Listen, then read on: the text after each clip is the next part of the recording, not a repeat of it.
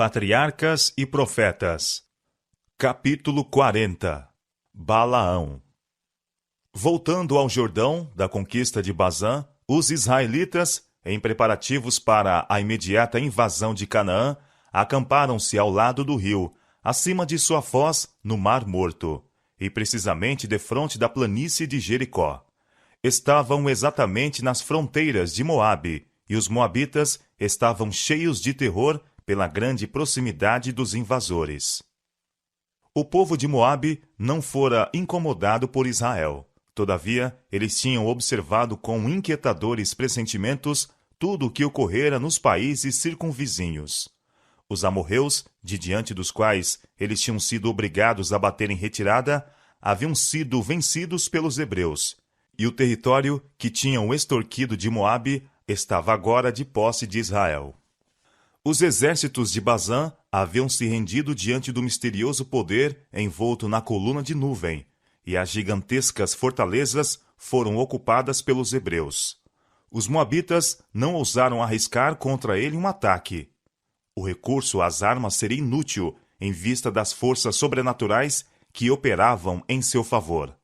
Mas decidiram-se, como o faraó fizera, pôr a seu serviço o poder da feitiçaria para contrariar a obra de Deus. Queriam acarretar uma maldição sobre Israel. O povo de Moabe estava intimamente ligado com os midianitas, tanto pelos laços de nacionalidade como de religião. E Balaque, rei de Moabe, despertou os receios do povo aparentado e conseguiu sua cooperação em seus intuitos contra Israel, por meio da mensagem: agora lamberá esta congregação tudo quanto houver ao redor de nós, como o boi lambe a erva do campo. Dizia-se que Balaão, morador da Mesopotâmia, possuía poderes sobrenaturais, e sua fama chegou à terra de Moabe. Resolveu-se chamá-lo em seu auxílio. Nestas condições, mensageiros dos anciãos, dos moabitas e os anciãos dos midianitas foram enviados para conseguirem suas adivinhações e encantamentos contra Israel. Os embaixadores logo se puseram a caminho em sua longa viagem, através de montanhas e de desertos, para a Mesopotâmia. E encontrando Balaão, transmitiram-lhe a mensagem de seu rei. Eis que um povo saiu do Egito, eis que cobre a face da terra, e parado está defronte de mim. Vem, pois, agora, rogo-te, amaldiçoa-me este povo, pois mais poderoso é do que eu, para ver se o poderei ferir, e o lançarei fora da terra, porque eu sei, a quem tu abençoares, será abençoado, e a quem tu amaldiçoares, será amaldiçoado. Balaão já havia sido um bom homem e profeta de Deus, mas apostatara e entregara-se à cobiça. Todavia, professava ainda ser servo do Altíssimo.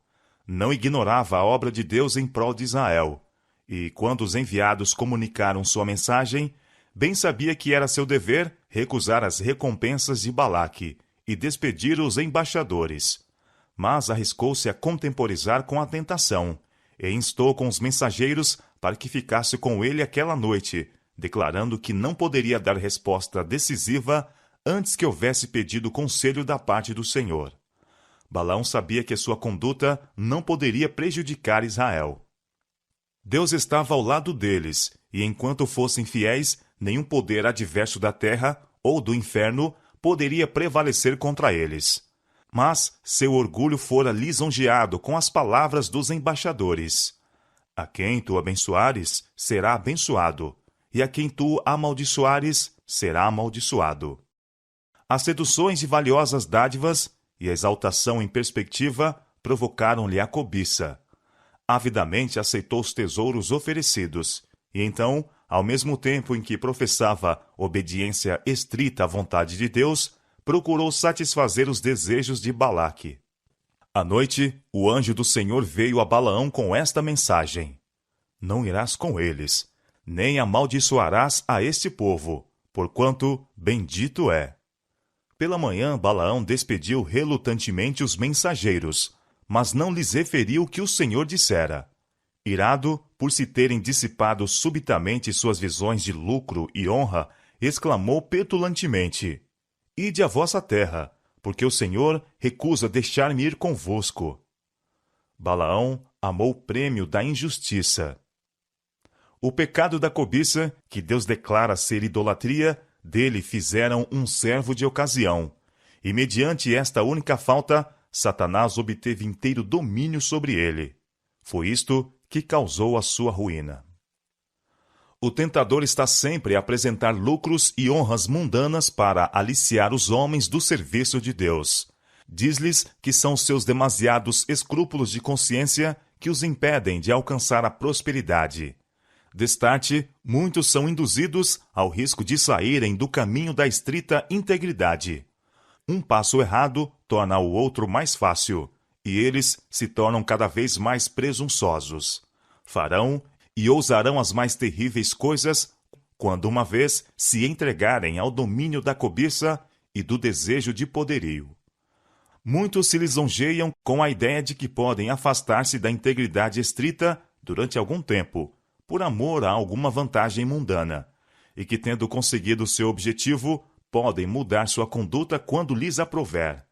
Esses tais se acham a enredar-se na cilada de Satanás, e raramente escapam.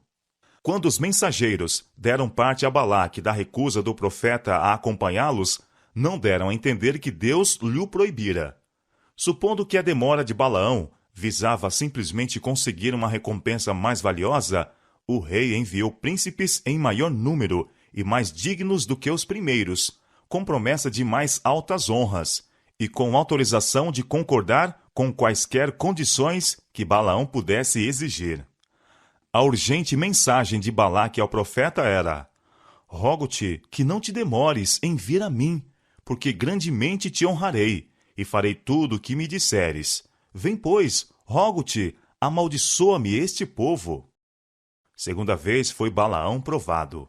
Em resposta às solicitações dos embaixadores, ele se disse possuidor de muita consciência e integridade, afirmando-lhes que nenhuma quantidade de ouro ou prata poderia induzi-lo a ir de encontro à vontade de Deus.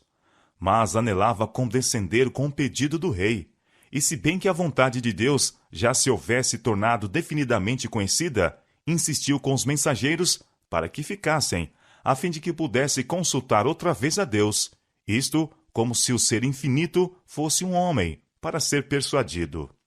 À noite, o Senhor apareceu a Balaão e disse: se aqueles homens te vierem chamar, levanta-te, vai com eles. Todavia, farás o que eu te disser. Até este ponto, o Senhor permitira que Balaão seguisse sua vontade, porque ele estava resolvido a isto. Não procurou fazer a vontade de Deus, mas escolheu seu próprio caminho, e então esforçou-se por conseguir a sanção do Senhor. Há, na atualidade, milhares que estão seguindo uma conduta semelhante. Não teriam dificuldade em compreender seu dever se este estivesse em harmonia com suas inclinações. Acha-se na Bíblia claramente posto diante deles, ou é evidentemente indicado pelas circunstâncias ou pela razão. Mas, porque tais evidências são contrárias aos seus desejos e inclinações, frequentemente as põem de lado e ousam ir a Deus para saberem o seu dever. Aparentemente, com grande consciência, oram demorada e fervorosamente rogando luz. Mas com Deus não se brinca. Ele muitas vezes permite que tais pessoas sigam seus desejos e sofram o resultado. O meu povo não quis ouvir a minha voz, pelo que eu os entregarei aos desejos dos seus corações, e andaram segundo seus próprios conselhos. Salmo, capítulo 81, versos 11 e 12. Quando alguém vê claramente o dever, não tome a liberdade de ir a Deus com oração, para que possa ser dispensado de o cumprir. Antes, deve com espírito humilde e submisso rogar força e sabedoria divinas para satisfazer as exigências desse dever. Os moabitas eram um povo degradado, idólatra. Todavia, conforme a luz que haviam recebido, sua culpa não era tão grande à vista do céu como era a de Balaão. Entretanto, como este professava ser profeta de Deus, tudo o que dissesse supor-se-ia proferido por autoridade divina. Portanto, não lhe foi permitido falar como quisesse, mas devia transmitir a mensagem que Deus lhe desse. Farás o que eu te disser, foi a ordem divina. Balaão recebera permissão de ir com os mensageiros de Moabe, se viessem pela manhã chamá-lo. Mas, contrariados com sua demora e esperando nova recusa, partiram em viagem para seu país sem mais consulta com ele. Toda a desculpa para condescender com o pedido de Balaque fora agora removida. Mas Balaão estava decidido a obter a recompensa. E tomando o animal em que estava habituado a viajar, pôs-se a caminho. Temia que mesmo agora a permissão divina fosse retirada, e avançou ansiosamente, inquieto e receoso de que de alguma maneira deixasse de ganhar a cobiçada recompensa. Mas o anjo do Senhor pôs-se-lhe no caminho por adversário. O animal viu o mensageiro divino, que não era percebido pelo homem, e desviou-se da estrada para o campo. Com pancadas cruéis, Balaão o trouxe novamente para o caminho. Mas, outra vez, em um lugar estreito entre duas paredes, apareceu o anjo, e o animal, procurando evitar a figura ameaçadora, apertou o pé do seu dono contra a parede. Balaão estava cego à intervenção celestial, e não sabia que Deus lhe estava obstruindo o caminho. O homem exasperou-se, e surrando a jumenta impiedosamente, obrigou-a a prosseguir. De novo, num lugar estreito, onde não havia caminho para se desviar, nem para a direita, nem para a esquerda, apareceu o anjo, como antes, em atitude ameaçadora. E o pobre animal, tremendo de terror, parou e caiu em terra sob aquele que o cavalgava. A raiva de Balaão não teve limites, e com o bordão espancou mais cruelmente do que antes o animal. Deus então abriu a boca deste, e pelo mudo jumento, falando com voz humana, impediu a loucura do profeta. 2 Pedro, capítulo 2, verso 16. Que te fiz eu, disse o animal, que me espancaste estas 3 vezes? Furioso por ser assim estorvado em sua viagem, Balaão respondeu ao animal como se teria dirigido a um ser racional. Por que zombaste de mim? Oxalá tivera eu uma espada na mão, porque agora te matara. Ali estava um mágico professo, a caminho para pronunciar uma maldição sobre um povo inteiro, com o intento de paralisar sua força, ao mesmo tempo em que não tinha poder mesmo para matar o animal que cavalgava. Abrem-se agora os olhos de Balaão. Ele vê em pé o anjo de Deus com a espada desembainhada, pronto para o matar. Aterrorizado, inclinou a cabeça e prostrou-se sobre a sua face. O anjo lhe disse: Por que já 3 vezes espancaste a tua jumenta? Eis que eu saí para ser teu adversário, porquanto o teu caminho é perverso diante de mim. Porém a jumenta me viu, e já 3 vezes se desviou de diante de mim. Se ela se não desviara de diante de mim, na verdade que eu agora te tivera matado, e a ela deixara com vida. Balaão devia a conservação de sua vida ao pobre animal que tratara tão cruelmente. O homem que pretendia ser profeta do Senhor, que declarou estar de olhos abertos e ver a visão do Todo-Poderoso, estava tão cego pela cobiça e ambição que não pôde divisar o anjo de Deus, visível para seu animal. O Deus deste século cegou os entendimentos dos incrédulos. 2 Coríntios, capítulo 4, verso 4. Quantos não se acham assim cegos? Arremessam-se em trilhas vedadas, transgredindo a lei divina, e não podem discernir que Deus e seus anjos estão contra eles. Semelhantes a Balaão, zangam-se com aqueles que querem impedir sua ruína. Balaão dera prova do espírito que o dirigia, pelo seu tratamento ao animal. O justo olha pela vida dos seus animais, mas as misericórdias dos ímpios são cruéis. Provérbios capítulo 12, verso 10.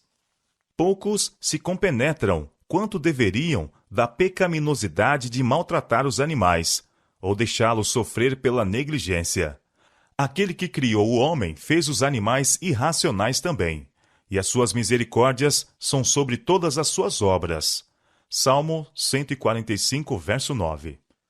Os animais foram criados para servirem ao homem, mas este não tem direito de causar-lhes dor com tratamento rude ou cruel exigência.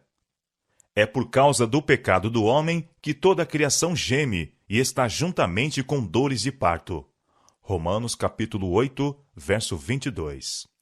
O sofrimento e a morte foram assim impostos não somente ao gênero humano, mas aos animais. Certamente, pois, ao homem toca procurar aliviar o peso do sofrimento que sua transgressão acarretou sobre as criaturas de Deus, em vez de aumentá-lo. Aquele que maltrata os animais porque os tem em seu poder é tão covarde quanto o tirano. A disposição para causar dor, quer seja ao nosso semelhante, quer aos seres irracionais, é satânica. Muitos não compreendem que sua crueldade haja de ser conhecida, porque os pobres animais, mudos, não a podem revelar. Mas, se os olhos desses homens pudessem abrir-se como os de Balaão, veriam um anjo de Deus, em pé, como testemunha, para atestar contra eles no tribunal celestial. Um relatório sobe ao céu, e aproxima-se o dia em que se pronunciará juízo contra os que maltratam as criaturas de Deus. Quando viu o mensageiro de Deus, Balaão exclamou aterrorizado: Pequei, porque não soube que estavas neste caminho para te opores a mim. E agora, se parece mal aos teus olhos, tornar-me-ei. O Senhor permitiu-lhe prosseguir em sua viagem, mas deu-lhe a entender que suas palavras seriam dirigidas pelo poder divino. Deus queria dar prova a Moabe que os hebreus estavam sob a guarda do céu. E isto ele fez de modo eficaz quando lhes mostrou quão impotente era Balaão mesmo para proferir uma maldição contra eles, sem permissão divina. O rei de Moabe, sendo informado da aproximação de Balaão, saiu com grande acompanhamento às fronteiras do reino, para o receber.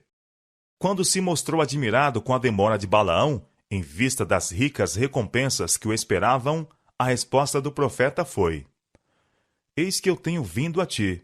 Porventura poderei eu agora de alguma forma falar alguma coisa? A palavra que Deus puser na minha boca, essa falarei. Balaão lamentava grandemente esta restrição. Temia que seu propósito não pudesse efetuar-se, porque o poder dirigente do Senhor estava sobre ele. Com grande pompa, o rei com os principais dignitários de seu reino acompanharam Balaão aos altos de Baal, donde ele podia avistar as hostes hebreias. Eis o profeta em pé, sobre o elevado monte, olhando por sobre o acampamento do povo escolhido de Deus. Mal sabem os israelitas do que está a ter lugar tão perto deles.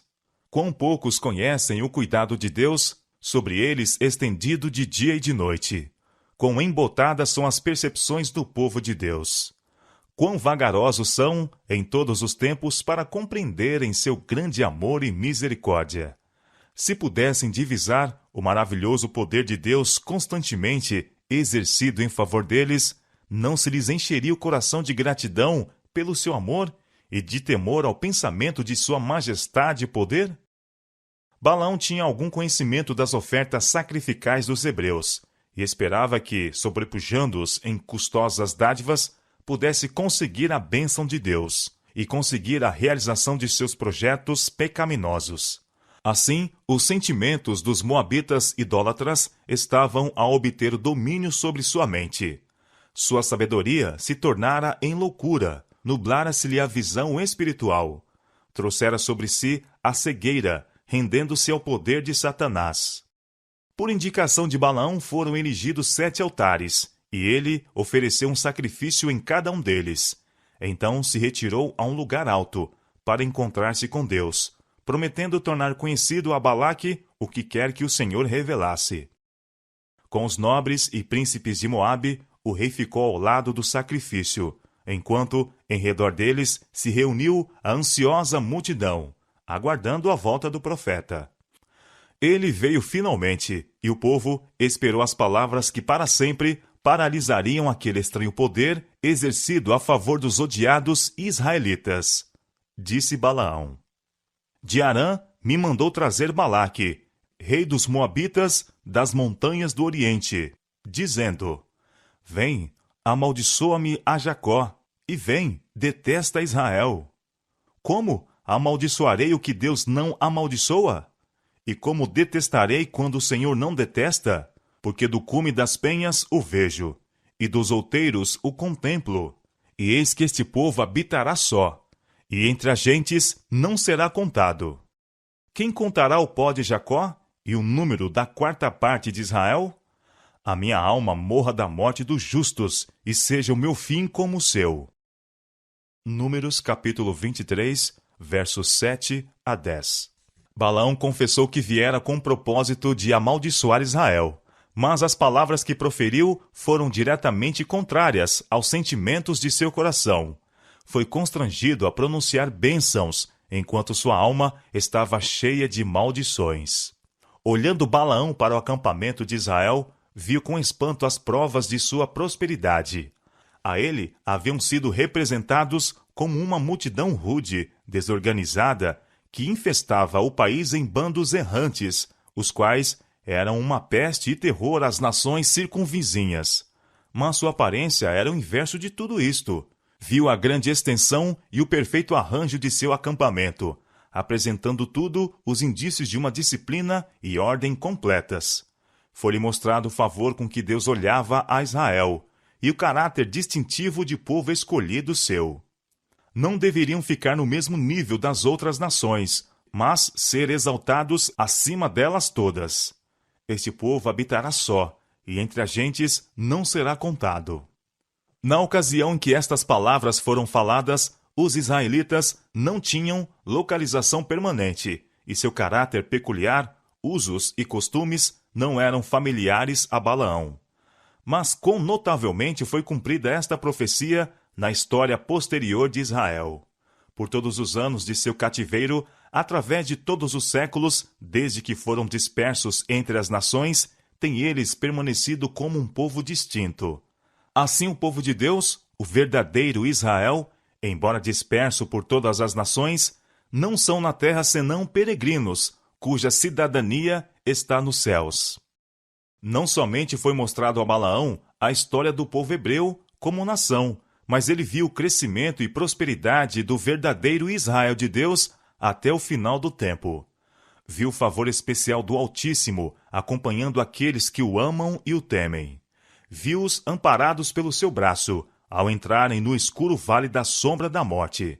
E viu-os saírem de seus túmulos, coroados de glória, honra e imortalidade. Contemplou os resgatados, regozijando-se nas glórias imarcessíveis da terra renovada. Olhando para esta cena, exclamou: Quem contará o pó de Jacó e o número da quarta parte de Israel? E ao ver a coroa de glória em cada fronte, a alegria irradiando de cada semblante, e olhando para aquela vida intérmina de pura felicidade, proferiu a solene oração: A minha alma morra a morte do justo, e seja o meu fim como o seu. Se Balaão tivesse tido disposição para aceitar a luz que Deus dera, teria então tornado verdadeiras para si as suas palavras. Teria de pronto cortado toda a conexão com Moabe. Não mais teria abusado da misericórdia de Deus, mas a ele teria voltado com profundo arrependimento. Mas Balaão amava o salário da injustiça e estava decidido a consegui-lo. Balaque tinha confiantemente esperado uma maldição que caísse como uma praga definhadora sobre Israel. E às palavras do profeta, exclamou com paixão: Que me fizeste? Chamei-te para amaldiçoar os meus inimigos, mas eis que inteiramente os abençoaste. Balaão, procurando fazer da necessidade virtude, diz haver falado, em atenção conscienciosa para com a vontade de Deus, as palavras que foram forçadas aos seus lábios pelo poder divino. Porventura não terei cuidado de falar o que o Senhor pôs na minha boca? Balaque não pôde mesmo então abandonar o seu intento. Julgou que o espetáculo imponente apresentado pelo vasto acampamento dos hebreus houvesse intimidado de tal maneira Balaão que este não ousasse praticar suas adivinhações contra eles. Resolveu o rei levar o profeta a algum ponto onde visse apenas uma pequena parte das hostes.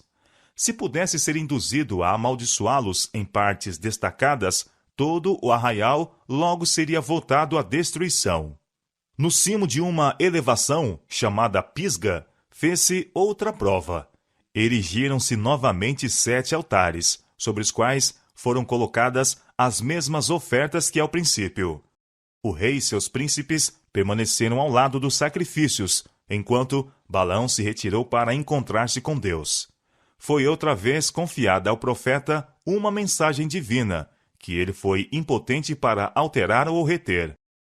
Quando ele apareceu à multidão ansiosa e expectante, foi-lhe feita a pergunta: que coisa falou o Senhor? A resposta, como antes, lançou terror no coração do rei e dos príncipes. Deus não é homem para que minta, nem filho do homem para que se arrependa. Porventura diria ele e não o faria? Ou falaria e não o confirmaria? Eis que recebi mandado de abençoar, pois ele tem abençoado e eu não posso revogar. Não viu iniquidade em Israel, não contemplou maldade em Jacó. O Senhor seu Deus é com ele e nele, e entre eles se ouve o alarido de um rei. Números capítulo 23, versos 19 a 21. Aterrado com tais revelações, Balaão exclamou: pois contra Jacó não vale encantamento, nem adivinhação contra Israel. O grande mágico tinha experimentado o seu poder de encantamentos, de acordo com desejos dos moabitas. Mas com relação a esta mesma ocasião, dir-se-ia de Israel: que coisa Deus tem obrado? Enquanto estavam sob a proteção divina, nenhum povo ou nação, embora auxiliado por todo o poder de Satanás, seria capaz de prevalecer contra eles. O mundo todo se maravilharia ante a obra admirável de Deus em prol de seu povo, de que um homem decidido a seguir uma conduta pecaminosa fosse de tal maneira dirigido pelo poder divino, que proferisse, em vez de imprecações, as mais ricas e preciosas promessas, na expressão da poesia sublime e exaltada. E o favor de Deus, manifesto a Israel nesta ocasião, deveria ser uma segurança de seu cuidado protetor aos seus filhos obedientes e fiéis em todos os tempos. Quando Satanás inspirasse homens maus a caluniar, a perseguir e destruir o povo de Deus, esta mesma ocorrência lhe seria trazida à lembrança e lhes fortaleceria o ânimo e a fé em Deus. O rei de Moabe, desanimado e angustiado, exclamou: nem totalmente o amaldiçoarás, nem totalmente o abençoarás. Contudo, uma vaga esperança ainda ficou em seu coração, e resolveu-se a fazer outra tentativa. Conduziu então Balaão ao Monte Peor, onde havia um templo dedicado ao culto licencioso de Baal, o deus deles. Ali foi erigido o mesmo número de altares que antes, e ofereceu-se o mesmo número de sacrifícios. Mas Balaão não foi só, como das outras vezes, para conhecer a vontade de Deus. Ele não tinha pretensões à feitiçaria, mas, em pé ao lado dos altares, olhava ao longe sobre as tendas de Israel. De novo, o Espírito de Deus repousou sobre ele, e veio de seus lábios a mensagem divina. Que boas são as suas tendas, ó Jacó! As tuas moradas, ó Israel! Como ribeiros se estendem, como jardins ao pé dos rios. Como árvores de sândalo o Senhor os plantou, como cedros junto às águas. De seus baldes manarão águas, e a sua semente estará em muitas águas. E o seu rei se exalçará mais do que Agag, e o seu reino será levantado. Encurvou-se, deitou-se como leão, e como leoa. Quem o despertará? Benditos os que te abençoarem, e malditos os que te amaldiçoarem. Números capítulo 24, versos 5 a 9. A prosperidade do povo de Deus é aqui representada por algumas das mais belas figuras que se encontram na natureza. O profeta assemelha a Israel com vales férteis cobertos de abundantes messes, com jardins florescentes regados por fontes inesgotáveis, com o aromático sândalo e o impotente cedro. A última figura mencionada é uma das mais notavelmente belas e apropriadas que se encontram na palavra inspirada. O cedro do Líbano era honrado por todos os povos do Oriente. A espécie de árvores a que ele pertence é encontrada onde quer que o homem haja ido por toda a terra.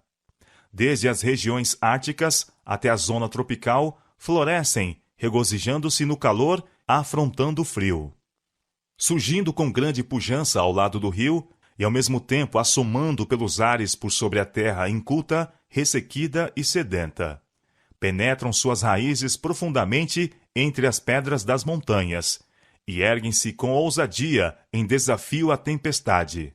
Suas folhas estão frescas e verdes, quando tudo mais pereceu com o sopro do inverno.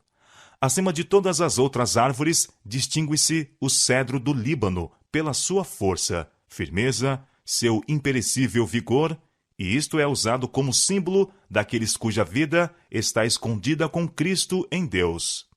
Colossenses capítulo 3, verso 3. Diz a Escritura: o justo crescerá como o cedro. Salmo capítulo 92, verso 12. A mão divina exaltou o cedro como o rei da floresta. As faias não igualavam os seus ramos, e os castanheiros não eram como seus renovos. Nenhuma árvore no jardim de Deus se assemelhou a ele. Ezequiel capítulo 31, verso 8.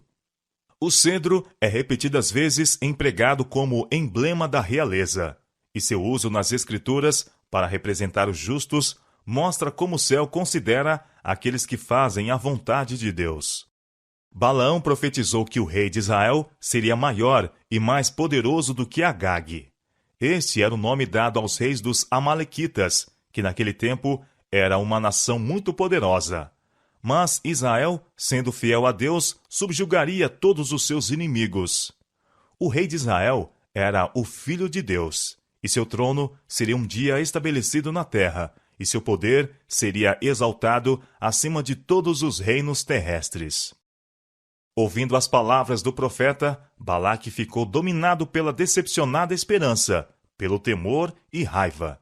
Ficou indignado de que Balaão lhe tivesse dado uma mínima esperança de uma resposta favorável, quando tudo estava decidido contra ele. Considerou com escárnio a conduta transigente e enganadora do profeta. O rei exclamou iradamente: agora, pois, foge para o teu lugar. Eu tinha dito que te honraria grandemente, mas eis que o Senhor te privou desta honra. Balaão respondeu que o rei tinha sido advertido previamente de que ele apenas poderia falar a mensagem que lhe fora dada da parte de Deus. Antes de voltar a seu povo, Balaão proferiu uma belíssima, sublime profecia acerca do Redentor do mundo e a final destruição dos inimigos de Deus. Vê-lo-ei, mas não agora. Contemplá-lo-ei, mas não de perto. Uma estrela procederá de Jacó, e um cetro subirá de Israel, que ferirá os termos dos moabitas, e destruirá todos os filhos de Sete. Números capítulo 24, verso 17. E finalizou predizendo a completa destruição de Moabe e Edom, de Amaleque e dos quenitas, não deixando assim ao rei moabita nenhum raio de esperança. Decepcionado em suas esperanças de riqueza e honra, achando-se no desagrado do rei e estando cônscio de que incorrera no desprazer de Deus, Balaão voltou da missão que ele próprio desejara. Depois de chegar em casa, o poder dirigente do Espírito de Deus o deixou, e sua cobiça, que apenas estivera contida, prevaleceu. Estava disposto a recorrer a qualquer meio para ganhar a recompensa prometida por Balaque. Balaão sabia que a prosperidade de Israel dependia de sua obediência a Deus, e que não havia meio para ocasionar seu transtorno, senão induzindo-os ao pecado. Resolveu conseguir agora o favor de Balaque, aconselhando aos moabitas o caminho de seguir a fim de acarretar maldição sobre Israel. Voltou imediatamente à terra de Moabe e expôs seus planos ao rei. Os próprios moabitas estavam convencidos de que, enquanto Israel permanecesse fiel a Deus, ele seria o seu escudo. O plano proposto por Balaão era separá-los de Deus, induzindo-os à idolatria. Se pudessem ser levados a tomar parte no culto licencioso de Baal e Astarote, seu protetor onipotente tornar-se-ia seu inimigo, e eles logo seriam presa das nações cruéis e aguerridas em redor deles. Este plano foi prontamente aceito pelo rei, e o próprio Balaão ficou para ajudar a levá-lo a efeito. Balaão testemunhou o êxito de seu plano diabólico, viu a maldição de Deus sobrevir a seu povo, e milhares caindo sob seus juízos. Mas a justiça divina, que puniu o pecado em Israel, não permitiu que os tentadores escapassem. Na guerra de Israel contra os midianitas, Balaão foi morto. Tiveram pressentimento de que seu fim estivera perto, quando exclamou: a minha alma morra da morte dos justos, e seja o meu fim como o seu. Mas não preferira viver a vida dos justos, e seu destino fixou-se com os inimigos de Deus. A sorte de Balaão foi semelhante à de Judas, e o caráter deles tem pronunciada semelhança entre si. Ambos estes homens experimentaram unir-se ao serviço de Deus e de Mamom, e defrontaram com malogro completo. Balaão reconhecia o verdadeiro Deus e professava servi-lo. Judas cria em Jesus como o Messias e uniu-se com seus seguidores. Mas Balaão esperava fazer do serviço de Jeová a escada pela qual adquirisse riquezas e honras mundanas. E fracassando nisto, tropeçou, caiu e foi quebrado. Judas esperava, pela sua ligação com Cristo, conseguir riqueza e posição naquele reino terrestre que, como acreditava, o Messias estava prestes a estabelecer. O malogro de suas esperanças impeliu-o à apostasia e ruína. Tanto Balaão como Judas haviam recebido grande luz e gozado privilégios especiais. Mas um simples pecado, que era acalentado, lhes envenenou todo o caráter e ocasionou a destruição de ambos. É coisa perigosa permitir que um característico infiel viva no coração. Um pecado acariciado, pouco a pouco, aviltará o caráter, levando todas as suas faculdades mais nobres em sujeição ao ruim desejo. A remoção de uma única salvaguarda da consciência, a condescendência com um mau hábito sequer, o descuido das elevadas exigências do dever, derribam as defesas da alma e abrem o caminho para entrar Satanás e transviar-nos. O único meio seguro é fazer nossas orações subirem diariamente de um coração sincero, como fazia Davi. Dirige os meus passos nos teus caminhos, para que as minhas pegadas não vacilem. Salmo capítulo 17, verso 5.